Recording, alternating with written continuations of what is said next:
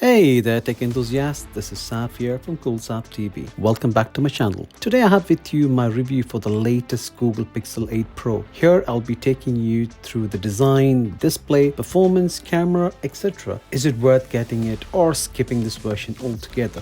Let's find out. But before I jump into the details after the video, if you have any questions or suggestions, please feel free to leave a comment. And if you like the video, make sure you hit the subscribe button and the bell icon so you don't miss any of my upcoming videos. It's free to subscribe for you, but it means a lot to me. So without testing your patience further, let's get started.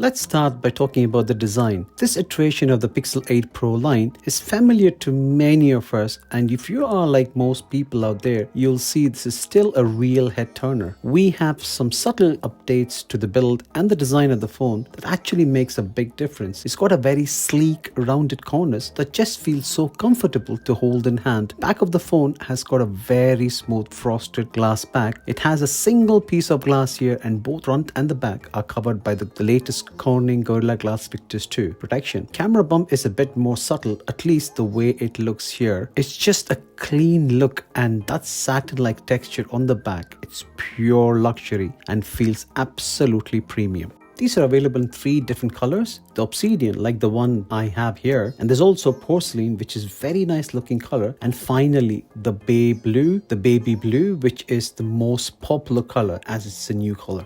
Let's move on to the display here. What we have here is a large 6.7 inches of flat screen display this time around, and the display is flat when compared to what we had the previous year, which is the Pixel 7 Pro, and it offers a very smooth user experience as it supports 120Hz refresh rate, and it is really vibrant with great resolution. In terms of brightness, oh, this thing is just off the charts. I can confirm that outside under direct sunlight, you will have absolutely no issues viewing the display as it's so bright. It has got a maximum brightness of 2400 nits. The display is super bright and is also super colorful. It's sharp and it's a treat for watching movies and games. It looks so crisp. Whether you're playing games or even watching YouTube content on the display, it's absolutely glorious. The display is incredible. Let's take a look at these incredibly thin uniform bezels here. Google has done such a fine job with that design, and I'm really shocked that no one is actually talking or even putting a real emphasis on how thin these bezels are. I remember that when iPhone 15 Pro and the 15 Pro Max were launched, everyone was talking about the bezels that, oh, these are pretty close to that. By the way, don't forget to like, post, and subscribe if you haven't done so already.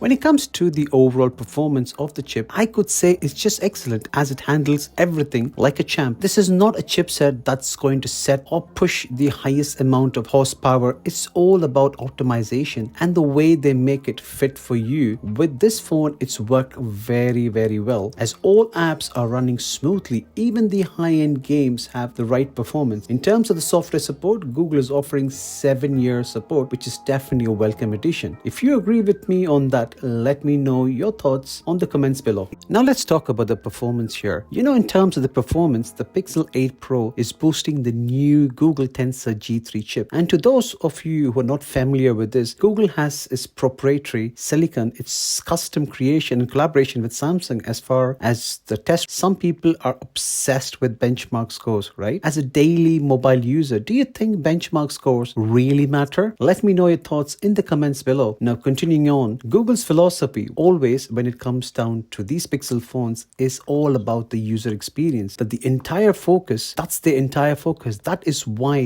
there aren't too many things I don't like about this phone. I love almost everything about it. But one of the few or the couple of things that I don't like about this phone is in fact that the base storage is 128 gig and you do not have the ability to expand the internal storage. I mean, this is a Pro phone for goodness sake, and it's pretty much solidified itself as one of the fiercest competitors out there when it comes down to the Pro phones. I mean, the least Google could do is bump it up to the base variant of 256 gigs, given that you cannot expand the internal storage. I mean, even Apple has bumped its lowest storage capacity to 256 gigs. We know that they are pretty cheap when it comes down to the internal storage, but my hope was that Google would do something different here, but no. If you share the same concern As I do, let me know in the comments below. Anyway, moving on. I mentioned earlier that there were just a couple of things that I don't like about the phone. One being the 128 gigs of internal storage, and the other thing is the fingerprint sensor. Well, it's not even that I don't like the fingerprint sensor. It's just that it seems to be the same as the one which you used to get in the Pixel 7 Pro. It's not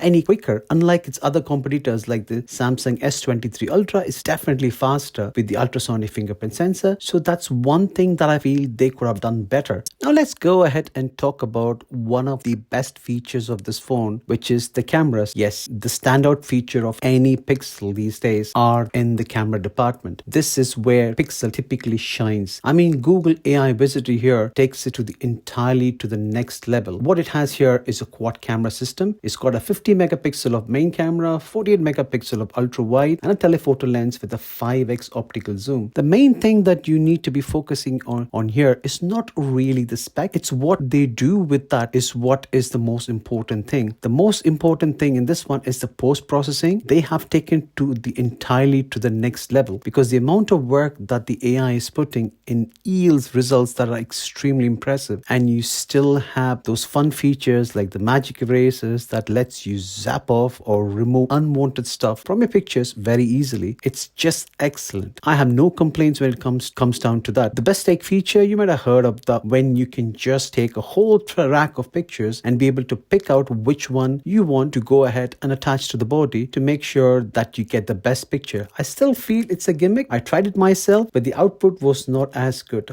I feel like it still needs refinement. However, the picture quality is fantastic. As always, high expectations when it comes down to the photos, given that, you know, it is the best in the market when it comes to just taking pictures. Once again, it just delivers amazing photos. Great dynamic range, along with the software knowing how to rearrange the lighting around the subject to make sure that it takes optimal pictures. Also this year, the low light capability has been drastically improved for better low light photography. Here are some of the samples taken from the Pixel 8 Pro.